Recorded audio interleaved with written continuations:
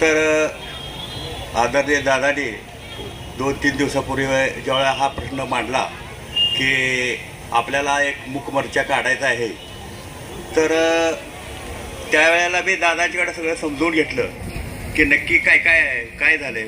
तर आमच्यापर्यंत काही गोष्टी येतात न येतात, सगळं पोलीस तालुक्याबदले आपण सुज्ञ नागरिक आहोत.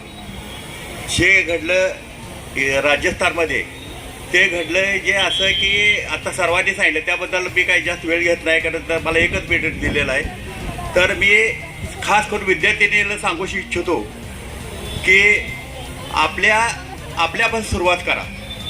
त्याचं कारण असं आहे की आपली सुरक्षितता हे आपणच केली पाहिजे. आपणच झाशीची राणी व्हायला पाहिजे.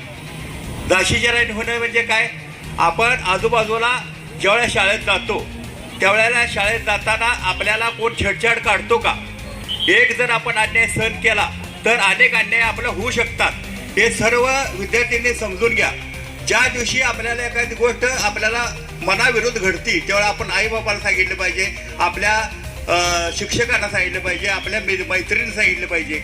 हे जर आपण केलं तर माझी खात्री आहे की जी आज बळी पडलेली जी काय 13 वर्षाची शाळेतली विद्यार्थिनी होती, त्याच्यावर जो अन्याय झाला तो म्हणजे समाजाला कलंक फासणारा असा अन्याय आहे.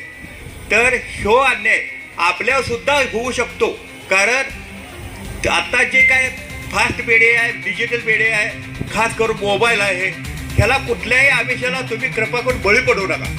ह्या बळी पडण्यानं काय होतंय, एक वेळ आपण एखाद्या फॉलोअर केलं किंवा क्लिक केलं तर पुढचा जो कोण आहे त्याचा हेतू समजत नाही आपल्याला, तो काय उद्देशानं आपल्याला हे करतोय.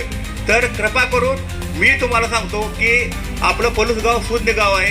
आज हे मी बघितलं की सर्व पक्षीय ह्याच्यामध्ये डॉक्टर आहेत, वकील आहेत, सर्व औद्योगिक आमचे कारखानदार आहेत, व्यापारी आहेत, शेतकरी आहेत आणि सर्व मीडिया आहे, पत्रकार बंधू आहेत. तर मी सर्वांनी तुम्हाला विनंती करतो की आपल्या घरापासून सुरुवात करूया. आपली जबाबदारी पाल्या नात्यानं आहे. शेजारी मुलगी शाळेत जात असेल तर ती आपलंही तिच्यावर लक्ष पाहिजे, कारण ती होणारी उद्या एक चांगली आदर्श भारताची एक सुसंस्कृत महिला होणार आहे, आदिमाया शक्ती होणार आहे. आणि जिथं चुकल तिथं आपण सुद्धा आपल्या शेजाऱ्याच्या ज्या मुले आहेत त्या वडिलाला आईला सांगितलं पाहिजे. तर मी माझ्या कुटुंबाच्या वतीनं, केदार उद्योग समूहाच्या वतीनं ज्या पीडित जे विद्यार्थी होती त्याच्यावर जे अन्याय झाला, तिच्यावर जो काय बलात्कार झाला, तिला चिरशांती लाभो, तिच्या आत्म्याला सद्गती मिळो ही परत एकदा केदारच्या प्रार्थना करतो. माझे 2 शब्द संबोधो. जय हिंद, जय महाराज.